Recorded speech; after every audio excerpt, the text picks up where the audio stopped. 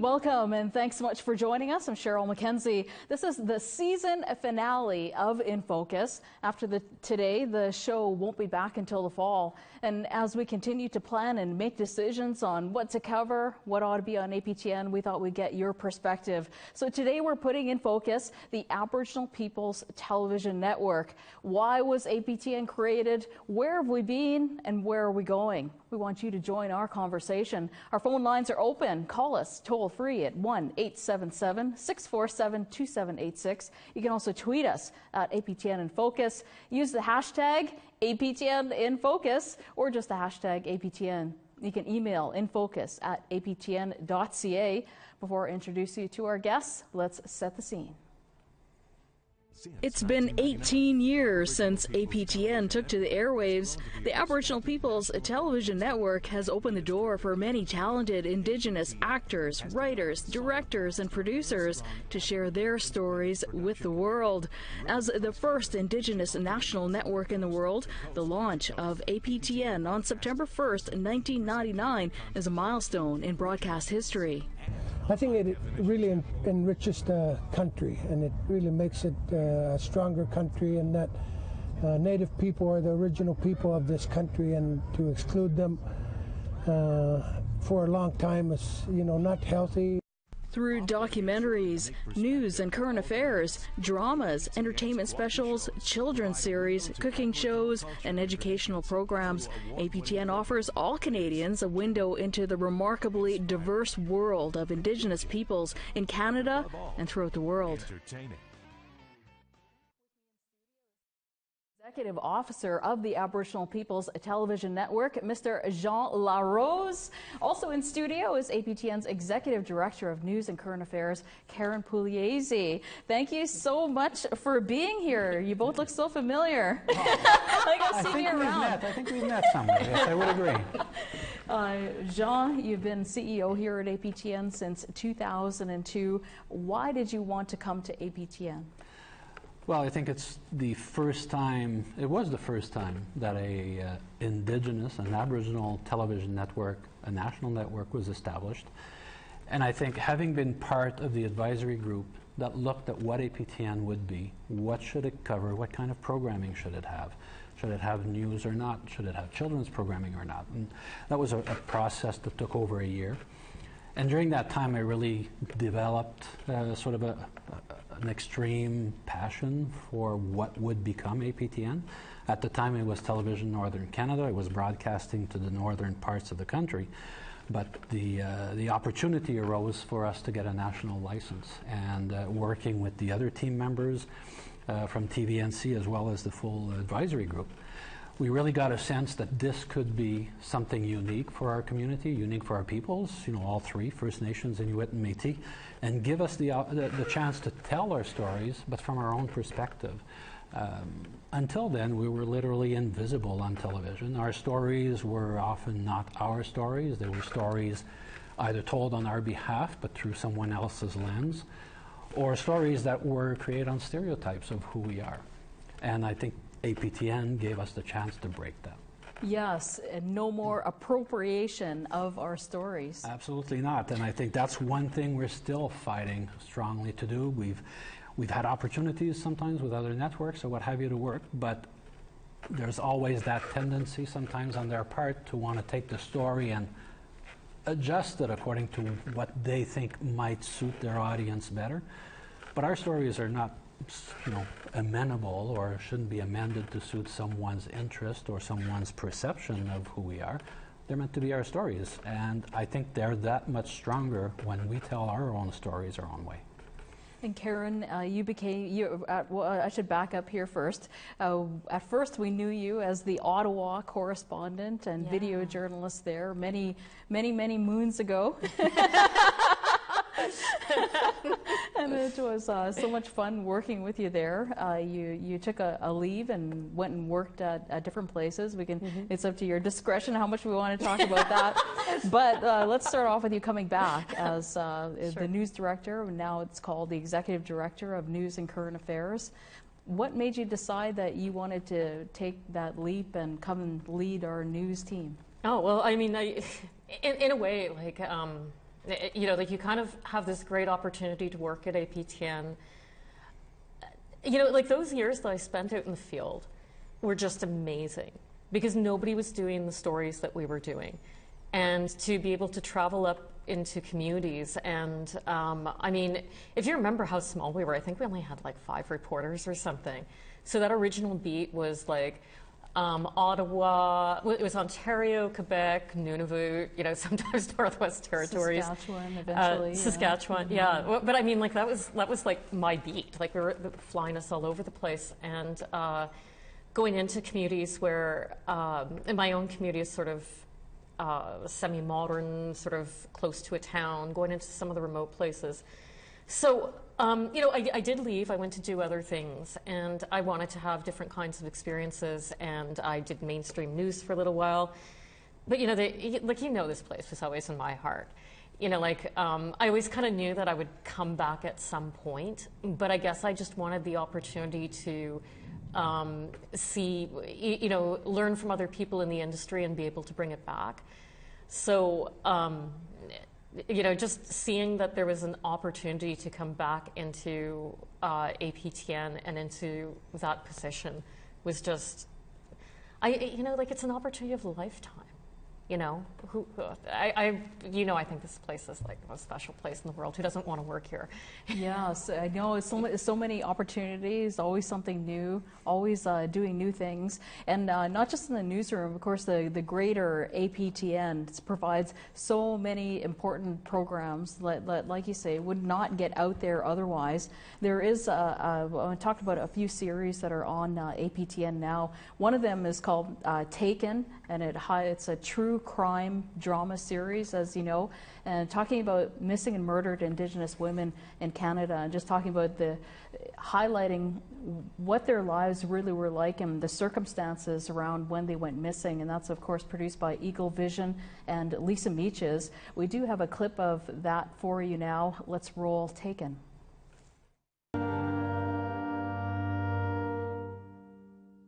Here, Winnipeg, Manitoba, in the area of William Avenue and Isabel Street. This is where 20-year-old Amber Gabosh was seen getting into a red truck with a lone male occupant and was never seen again. Amber's name is now on the list of other Indigenous women and girls who have gone missing. But she is also a sister with a family desperate to find her. At any time during this broadcast or afterward, if you have any information that might help solve the case of the disappearance of Amber Gabosh, visit our website. Someone out there has answers. Our goal is to find them. Who is the man in the red truck? Did Amber know him, or was he a stranger? Was he the last person who saw Amber Gabosh alive? Earlier that evening, before she was last seen, Amber's sister, Ashley Getty, said she was doing what most people like to do, visiting with family and friends. She was at her uncle's place. She was having some drinks there. Supposedly she went to a friend's place and then she left from there to go back to her boyfriend's, and she never made it there. It was after leaving. Such a powerful series, Taken. Can you tell us a little bit about what APTN has done for producers? Well, when we launched back in '99, there were very few Aboriginal producers in Canada. Since then, we've had the opportunity to work with absolutely talented people and give them an opportunity that didn't exist. Lisa had the opportunity to be a producer beforehand, but some of the work she's done since with us has really provided her, we think, with a greater range of opportunities. Taken is probably the best example of how, you know, she's perfected her craft to be able to tell such strong stories, put them in such a good context that we actually can really relate to the victims, we can relate to the families, but at the same time, it's not opportunistic or exploitative. You know, Lisa has been very, very careful to create a format and a program series that is really respectful of the families, respectful of all of those involved, while at the same time telling the story and trying to get the information that we need to solve some of these cases. And now we're, I think, going into season 3. And we think this is a series that will go on for a few more years, because there really are a lot of stories. There are a lot of stories that possibly, and to Lisa's point in the intro, people out there have an idea who it is. I mean, entire towns sometimes have stayed on top of an issue and not talked about it and kept it confidential. So obviously in cases like this, people know, some people know, and we're trying to reach out to those people and say, you know, you have to do the right thing. You have to tell us what you know, because somebody here has gone missing. Somebody here is we don't know where she is, but we would love to know. The family needs to know. They need closure. Yes, not just the stereotypical missing woman. And another reason, I remember in those early days of the launch, I didn't start here till 2001, but I remember watching that launch. I was there at the launch too on September 1st, and like our first chairman of the board, Abe Taglick, and he talked about the importance of how APTN like really brings nations together, brings people together, Indigenous, non-Indigenous people, and want to go back to that launch on September 1st, 1999, to show you a clip from the first chairman of the board of APTN, Mr. Abe Taglick. Why is it important to Aboriginal Television Network? Like, why is it important to Canada for us? I think it really enriches the country, and it really makes it a stronger country, and that Native people are the original people of this country, and to exclude them for a long time is, you know, not healthy. And I think, you know, this in terms of the healing process and really empowering Aboriginal people to take control of their lives today is, you know, that symbolic message has to be sent.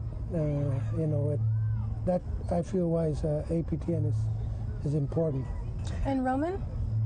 Well, I think that also culture, that the others can see the culture of the Aboriginal people, and it's the first time we've had a voice, our own voice, on the biggest way of communicating in the 21st century. Yes, absolutely. First in the world. Have to just be so proud of that for all Indigenous people here in Canada and around the world, definitely. But Karyn, what do you think about APTN's ability to reach non-Indigenous audiences? Well, the way that I think the original director of news and current affairs, which would have been Dan David, described it as, he said, we were going to have a conversation amongst ourselves that everybody was invited to listen to. So I think that's like kind of a spirit that we've tried to keep in the newsroom, that we talk amongst ourselves primarily about things that are important to us, like we're serving our communities. But we invite all Canadians to join in that conversation and to listen along with us. Yes, absolutely. Bring in those different perspectives. I want to move along here to another part of APTN, of course, has a big license, and there's a number of things that APTN has to fulfill. One of those is drama. And I know earlier on that was a bit of a hard niche to get into because of the capacity that you need to be able to produce good drama and the money. Wow, drama is really expensive. But one series really took off once it hit the airways in a number of different ways, and that series is called Blackstone. Let's watch a clip from that now. She's dead. Previously on Blackstone. I'm not rotting in prison for 25 years without putting up a fight. Want me to leave? I'll leave. If I go, I'm not coming back. They're auditing both companies. We'll be lucky if they don't outright freeze them. I think Daryl needs your help. Some shit went down and things are pretty tight with the new club. Leona has experience. She's run Blackstone before. Yeah, into the ground. Greg and Rita came to see me. They want me to run for chief. You all know we need good, solid leadership. I'm going to run for chief. 1 little, 2 little, 3 little Indians, 4 little, 5 little, 6 little Indians, 7 little, 8 little, 9 little Indians, 10 little Indian tribes, 10 little Indian tribes. Of course, that's based on the fictitious First Nation called Blackstone. And I remember when that series first came out, and as people like, yeah, finally getting like the real talk about what's happening in our communities on the air. And then others were saying, no, why are you showing that? And it's just like one community, and you're making us all look bad. What were your thoughts when you first started seeing reaction to Blackstone, Jean? Well, the reaction, I think, to your point, was exactly that. People loved it or hated it. There were very few in the middle that were sort of indifferent to it. But the goal behind the series was not only to create a stereotypical, what some viewed as stereotypical community where all the good and all the bad is happening, but it was to show how a community can move forward when they're faced with various issues, and over time try to heal themselves and move forward. That was the producer, Ron Scott. His goal from the get-go was to create a series that would show how those stereotypes that people assume are the same everywhere were in fact not the case, but were also being moved forward by a new generation that wanted to bring about change and bring about a better life for the people in the community. So I think one of the better comments I ever received was from a chief who was really, really annoyed at the series. And his comment to me was, I really hate the series because I think they modeled the chief after me.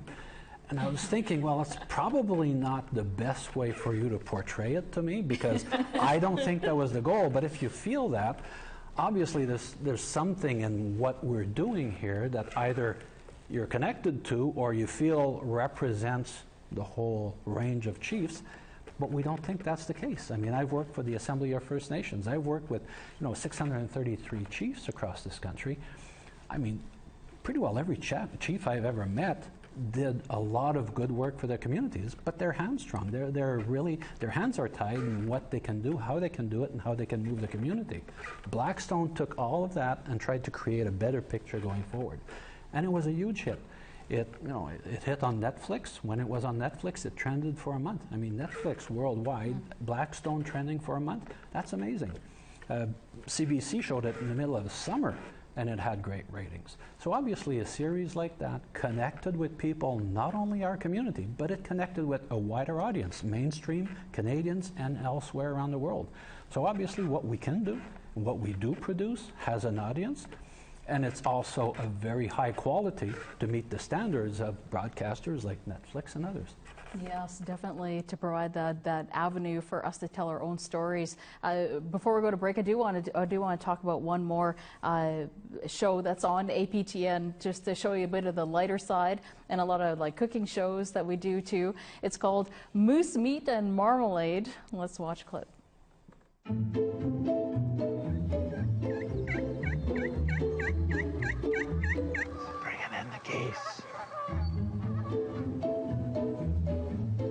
If there is a turkey, you are going to spot it easily enough. We put this rice in. Here, you have a go. There, I'll give it a go.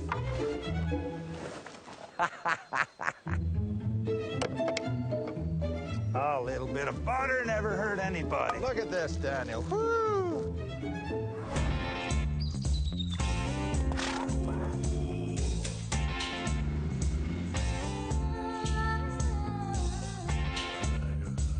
Wild bush cook, and the forest is my supermarket. I am a classically trained chef from the UK.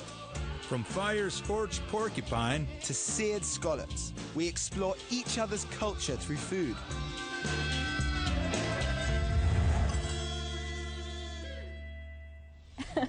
I always enjoyed watching that show because there's such a mismatch, like the bush cook chef Art Napoleon, and then the the Bridgely trained chef, and he's like, oh, I can't work in this mess. It's just a really, really comical show. And there are other cooking shows here on APTN, but just to give our audience a bit of a highlight of what you can see here on network, that was Moose Meat and Marmalade. And on social media, we asked what you want to see more of here on APTN. We'll put your ideas in focus when we come back from the break.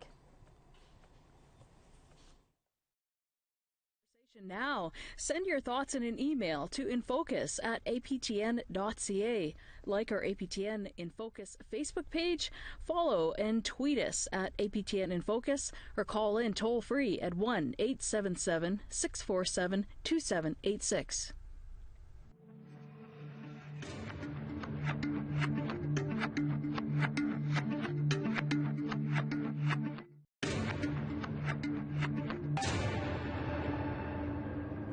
Thanks so much for staying with us. Let's go to social media now to see what some of you are saying about today's topic.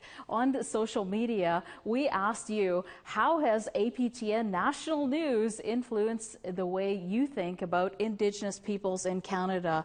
Kathy wrote in to tell us, you cover stuff no one else does. Love that. Karyn tells us, constantly learning, being informed about issues not seen on other media. And we have this from Elizabeth. I love this channel. Always something to learn about. Kudos to you all for a great job. And from Zeta, I learned a lot about what's going on with First Nations. If we don't publicize injustices, nobody would know. It's not taught in our schools, and most of my students know nothing. Ooh. And from Bradley, we have, when I was a kid, the only First Nations people on TV in Canada were those two on the Beachcombers. It's good for kids to see our nations on TV and to hear our languages. Beachcombers was a good show. And we have this from Jennifer. Thank you for the news. Put it succinctly. Thank you so much for sharing your comments. We do have more to share with you, and we always want you to join in. Let me tell you how. Join our conversation now. Send your thoughts in an email to infocus@aptn.ca. Like our APTN InFocus Facebook page, follow and tweet us at APTN InFocus, or call in toll-free at 1-877-647-2786. Yes, and always keep those comments rolling in. Karyn, how does that make you feel when you see those comments about our national newscast? Oh, you know, like, I love it when they say that we cover the stories others don't, because I think we spend a lot of time actually really thinking about that. I think about some of the series that we've done on FASD or alcohol in our communities, things that like really we need to talk about, we need to have conversations about. I think you've done some of the challenging topics on In Focus as well. And then there's also what we call the good news stories. It's the stories of, you know, the achievements or solving problems. And, you know, sometimes often they're both. And I think that's what we try to balance. I know Danielle and Tom, out in our Montreal bureau, when they go out to some of the communities like Ganawagi or Kanastagi, the people there say, you know, whenever we see like mainstream media show up, we always know something bad happened. But with APTN, we're never really sure. It could be something good. You know? Yeah. You bring up mainstream media. How does APTN compete with mainstream media that's trying to do a little Indigenous? Well, I don't know if it's compete is quite the right word for it. I mean, I think we're explaining different things. They're trying to explain Aboriginal people to their audience, and we're trying to figure things out.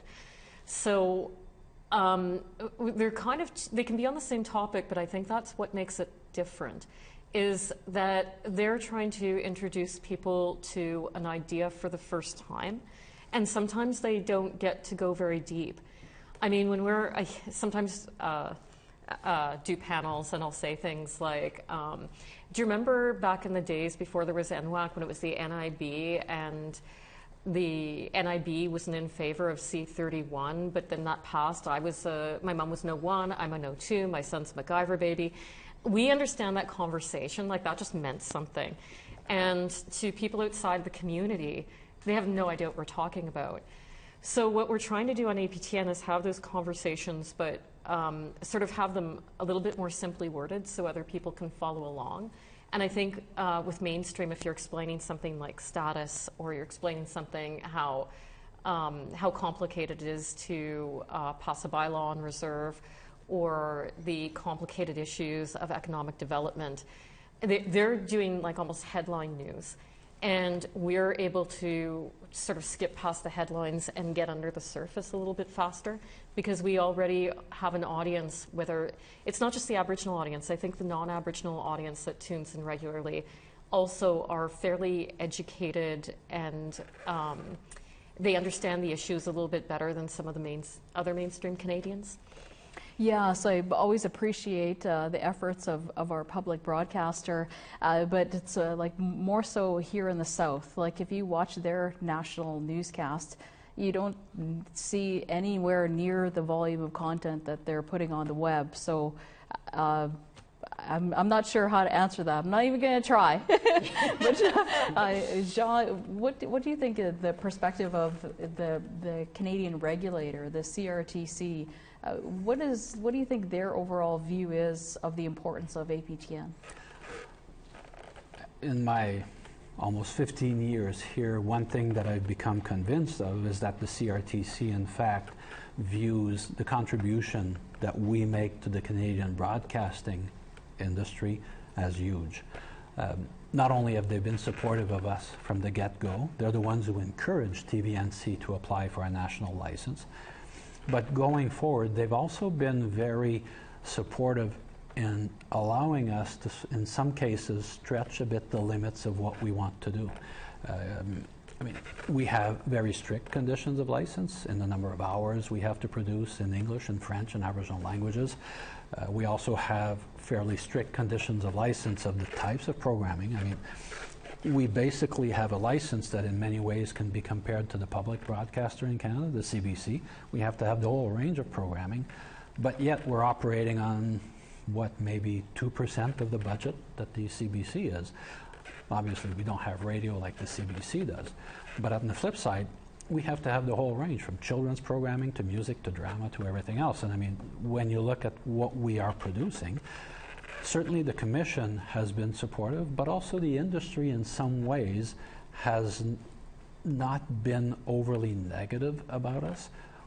When we go for renewal, the cable companies don't like us because we always ask for a bit more in subscriber fees to be able to support our initiatives.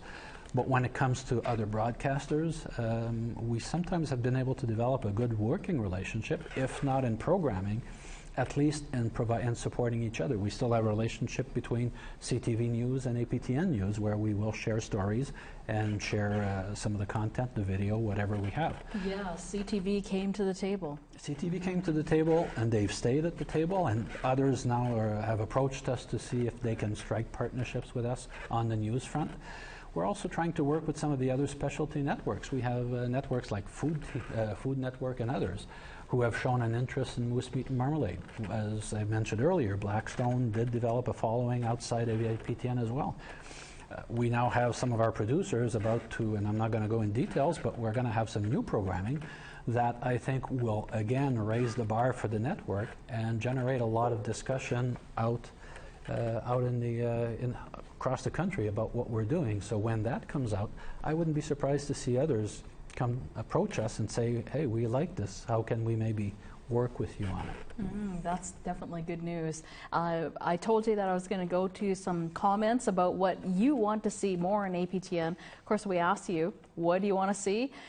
Janice told us, unbiased international news that impact Canadian Indigenous people, so relevant, so unbiased that even non-natives will want to tune in, so see what's going on. Enough of the little films in 3 languages, please. I think that comment was alluding to, you know, when we have a person, the movies in a language, subtitle, or no, the movies in English, there's a voiceover in Cree, but there's subtitles in the language. If that we read on that comment, that's what should be going on about. But we'll move on here to Beatrice. Beatrice says, profiles of successful Aboriginal communities and people within these communities, history as told by the locals and elders, and maybe you can showcase off-grid Aboriginals. Deanna tells us, Tag and Shag, that's our idea for a show about First Nation, Inuit and Métis gatherings that take place across Canada. Learn new styles of dance, food and creation stories. And from Megan, I don't know if it's doable, but I would love to see a series that focuses on the respective histories and cultures of a different nation each episode from coast to coast. We were talking a little bit about highlighting the different nations. You know, we have to do our part to add that perspective for Canada 150. Is there an effort that you can share now that we're rolling out? Well, and not so much for Canada 150, but for Aboriginal History Month, which I guess leads up to Canada 150. We've been working with Jessie, our social media editor, to put together some vignettes of Indigenous people that maybe don't make the history books but change the course of Canadian history.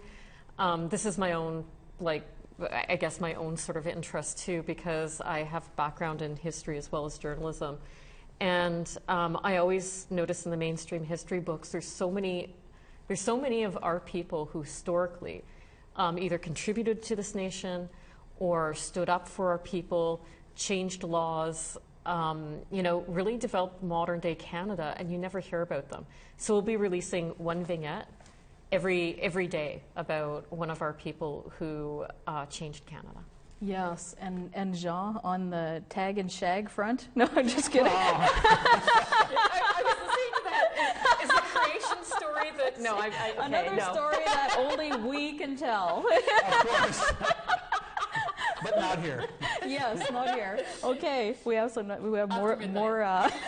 Yes, or at least after 9 o'clock. Okay, we have more ideas from our viewers. Here's what Joanne wants to see on APTN: a show that brings adoptees back to their communities to live off the land and learn language and culture from elders, like Dene Journey. Amos Scott, he's an excellent producer of that. But various First Nations show Indigenous plants to different regions and how they were used traditionally. Jean, there's definitely an interest in seeing more about like the cultures of our own people for us to watch and for everybody to watch, but I think largely from our own audience. And one of the things we've been working with our producers in the past few years to start proposing and concept ideas for us have been shows that sort of go back to our roots. You know, Moose Meat and Marmalade isn't quite there, but we have Wild Foods West that's being produced by Tracy Bono, I believe, out of BC. And that is one that where she goes out, picks out traditional wild foods and explains their history, their significance to a particular community or region, what have you. That's the type of programming that we're looking to develop even more going forward. But we've also got a few more that are in development right now that will speak to things like the cultural approach to, say, harvesting, a cultural approach from different regions, to the way they how we did economic development before the current approach came in, which is sort of the raise, burn, and whatever. How we approach the concept of economic development to ensure there was sustainability for future generations to come, and how could the two marry? So we're looking at various concepts like that to really highlight to Canadians that, you know, as we're sometimes criticized that we keep talking about respecting Mother Earth, but we're not. We want to show them how we are, in fact, and get Canadians to understand the perspective of where we come from, who we are as peoples, and what all of that traditional knowledge actually could bring to them if some took the time to actually listen and share into it. Yes. We're going to go back to another couple social media comments that we have from our regular Ojibwe. Thanks for writing in. Teachings and talk shows like the Buffalo Tracks, even the old show on Channel 12, Wood Smoke and Sweetgrass, Teachings of Traditions, speaks more to what we were just talking about. And from Johnny, bring back TV bingo. How about hidden prank shows that bug or bust INAC workers and band councils? They show cops, but res and urban res versions. Native TMZ, Ceremony TV, Native Dr. Phil, and resed out Jerry Springer. That could be painful. That could be painful. I would watch that. I like the idea of pranking. We should get the PMO on the phone right now and just like prank call them right now. Yes. You'll have to make up the name, Karyn. I'm staying away from that one. But yeah, going back to that, that was, I think, our first interactive TV is bingo in a movie. Bingo in a movie. I'm still surprised when I travel every so often. People will look, see the logo, and say, "Oh, I watch you guys. You know, I love bingo in the movie." And I'm thinking, that was 15 years ago. You know, obviously you haven't watched us in 15 years because they tell me they're still watching it. So, but on the flip side, it was a show that created an instant connection with pretty well everybody out there. First of all, it was unique to us. Nobody had ever done anything like that on TV. And on the flip side, it drew attention to this small startup that was trying to play in the big leagues. And I think it did have an impact. Now, the challenge with bingo in the movie was that the gambling or gaming or whatever you want to call it is not a federal responsibility. It was transferred to the provinces. Each province has different rules. And since we're a national network, I mean, Quebec couldn't partake in it. Other regions of the country have different rules. So that sort of spelled the doom for bingo in a movie. That's why it sort of went off air. Yes, I forgot about that regulation there. So I guess, Karyn, that kills our plans of bingo and election coverage. Right. Or bingo in a newscast. Yeah. But I mean, I think, like, folks at home, you can play bingo, and we won't be calling out numbers or anything, but you can just, like, imagine and dab your bingo. Yeah. And we also have a growing audience, I think. People will stop me on the street, because they recognize me. And a lot of people will be refugees from other countries just to say, hey, wow, you really got a neat television station growing there. So is that a niche market, that we can explore and get more into with new Canadians? Is that a possibility or a potential? Well, interestingly enough, I think a lot of new Canadians have started tuning in and have tuned in for years to APTN because they come here and very little is taught to them about the First Peoples of Canada.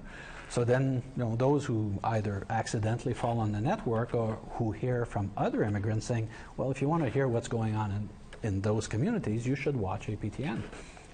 A lot of them have told me over the years that not only do they now understand the history of Canada totally differently than what they were initially told, but who have a greater understanding of what we've gone through because many of them who came to Canada wanted to escape conditions that they say are sometimes no different than what some of our communities are facing here. So we do have communities, not one, but communities, various communities, that have an interest in what we do, but also are very sympathetic to the challenges we face. And I mean, there may be opportunities. Certainly, for a while, we had been discussing with Omni TV the creation of a series that would have brought together different communities with ours. Unfortunately, Omni changed direction and the show never moved forward. But now that they've been relicensed for 3 years and the Commission is looking for a diversity network, there may be opportunities down the road for us to work with some of those producers from those communities as well as ours, and develop something that will speak to all of them as well as to our communities. Yeah, so many different ideas that we can't put in the works, but always our focus is on you, Indigenous peoples here in Canada. Stay tuned. We still have more APTN to put in focus.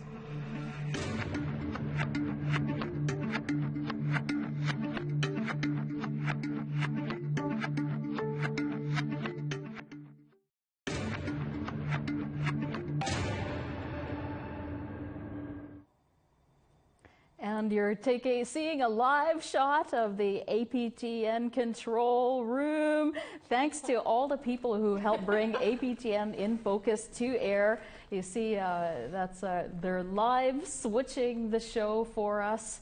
Sandra, Derek, Daryl, Vince is back there. Of course, our producer, Shirley McLean. And we also have editors who help us put our footage together. There's Damian Johnson. Joseph, sorry. Award-winning, he got tear gas and everything.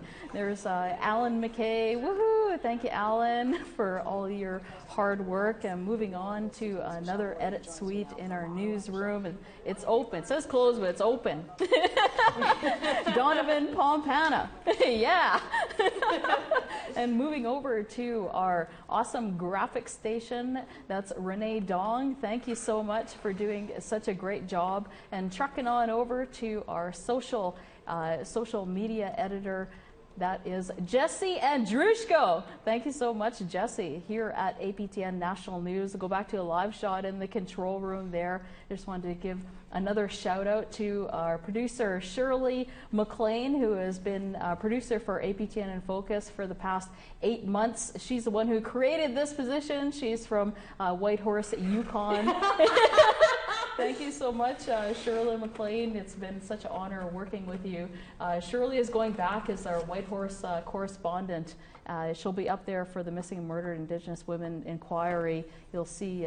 So if you see her out there, say hi, and she'll definitely a pleasure working for you all. So that's just a glimpse of what it takes to help bring our show to air live to you every Wednesday. And oh no, they're doing this. There's Shanine Robinson. That was fun. For more information about the 2006 Festival de Voyageur, check out the website at festival.mb.ca. Our coverage continues tonight on APTN National News Primetime. The latest from the Ipperwash Inquiry in Forest, Ontario.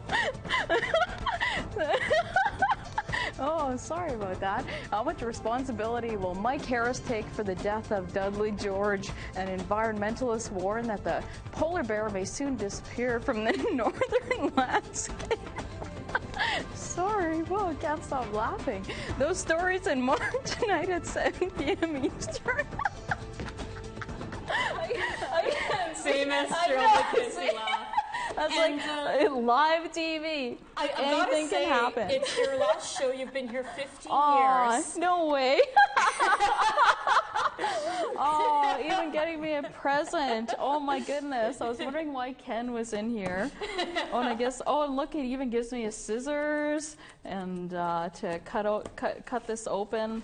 Oh, a nice letter. I'll read that later. Read the card later. Get to the good stuff, yeah. And I'll open it. I hope it's not a cake. No, just kidding. Oh, hey, it's yellow paper. No, that'd be my dad's joke. Oh, a box. Oh, nice. Oh, beauty. Oh, this is awesome. I'm not the only one to have received one of these. It is my 15-year service award to APTN. Some beautiful beadwork.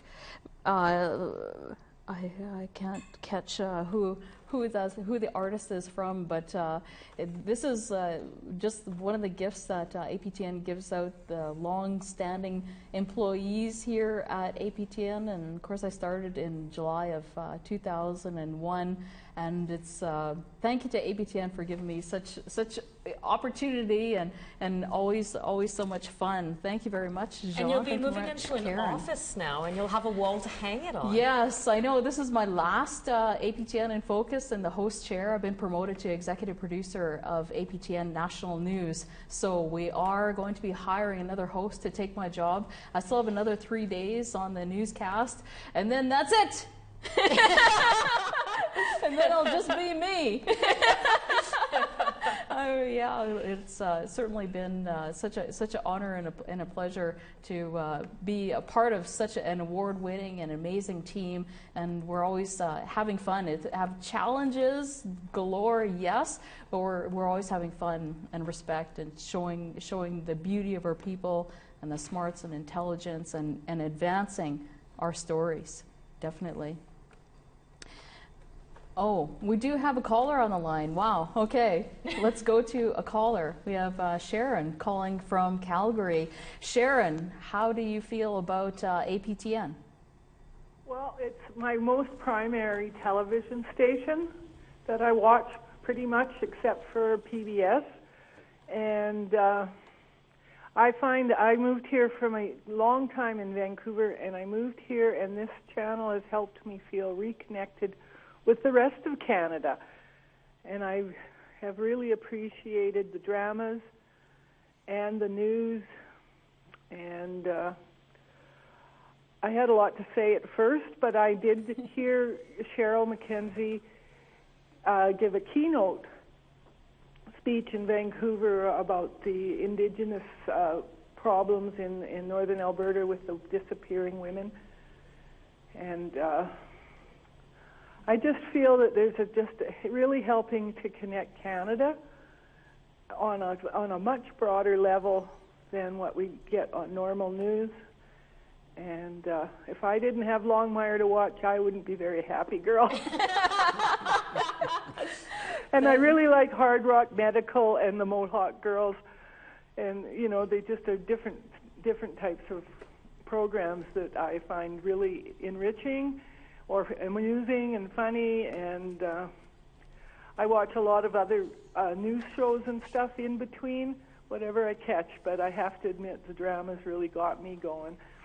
Thank you so much, Sharon. Keep watching APTN, and when our license renewal comes up, send a letter into the CRTC saying how much you appreciate that. Thank you so much, Sharon.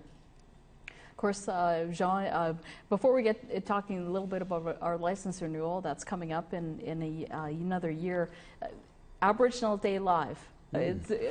That's such a great celebration of our communities. Always a great show. This year it is right on June 21st. I believe that's a Wednesday. And Jean, tell us it's going to be bigger and better than ever before. Well, we're attempting something that everybody tells us has never or probably cannot be done. So a perfect network to do it, obviously, is APTN. We're going to have a live show in 8 cities across the country. We're going to be in Halifax, Montreal, Ottawa, Toronto, Winnipeg, Yellowknife, Vancouver. And as the show rolls across the country, we will be airing over 7 hours the events happening in every city, the show, the artists, and what have you. And the goal here, what we felt was important, I mean, you know, I think the community is sort of a mixed feeling about Canada 150. Some people feel, well, what is there to celebrate for us? We're looking at it from a different perspective. We have a lot to celebrate. First of all, we're still here. No matter what has happened to us over the past 150 years and more, we're still here. Our population numbers are growing, and we are taking a greater and greater place in the country. We are taking our place in the country, and over time, we will have a very solid place here. So that, to me, and certainly to the team here, that's a lot to celebrate. So the goal here is to bring all Canadians into our big tent on June 21st and celebrate not only where we are today, but where we hope to be and where we will be in 150 years and in another 15,000 years, because we've been here at least 15,000 years, if not more. So what is there not to celebrate? We're resilient, we have survived, we have endured, but we're the stronger for it. And look at the communities around us, across this country. We have people, we have artists. Wait till you see the lineup of artists, and I mean, I wish I'd brought a list, I could have rattled them off. But we're going to have an amazing lineup of artists across the country. We even have a first. It's a choir of Inuit throat singers. I'm told it's never been done, and this group is actually a choir. So this is, I mean, some of the things we're going to have on air are second to none. It'll be an amazing day because we've got activities all day for families. Any family, every children, everyone's welcome. Activities all day, and then the show in the evening. It's going to be, we think we'll sort of blow this country out of the water that day. Yes, June 21st, 7 hours of programming. I just love watching Aboriginal Day Live. I always record it and keep it on right till the next year. so I can watch it every now and then for sure. But wow, 8 stages. You know, usually we have 2 stages and going live. We see Tina Keeper and Kyle Nobes doing their acts, such lovable hosts. But I want to quickly get to Karyn and where you want to see APTN and APTN National News growing to. Oh, well, I think one of the projects that we wanted to take on next year will be a little bit of an experiment, but we're looking, of course, we've got news, we've got InFocus, we've got Nation to Nation, we've got Investigates, and I thought, what else might we be missing? And sort of what came out of Standing Rock and some of the other pieces like Connie Oakes and these long pieces that we've been following was that maybe we could do some 1-hour docs really contextualizing those issues. Because we tend to do the short stories on news, we tend to do the investigative stuff on Investigates, but maybe we could go back. The material we have is so much more. Yeah, it's like using the whole animal, right? I always say we don't get the chance to use the whole animal. We gather hours of tapes and we put the kernel of the 2.5-minute story out there, which is still more context sometimes than you get elsewhere. But now we can look at these things over time. Yes, the best is yet to come. Well, I'd like to thank you both for being a part of APTN InFocus's season finale and my last show as host. CEO of APTN, Mr. Jean LaRose. Thank you. And Executive Director of News and Current Affairs, Karyn Pugliese. Thank you so much. Yeah, thank you for having the show. And thank you for tuning in. That's all we can put in focus for today. We'll see you on the news. Take care.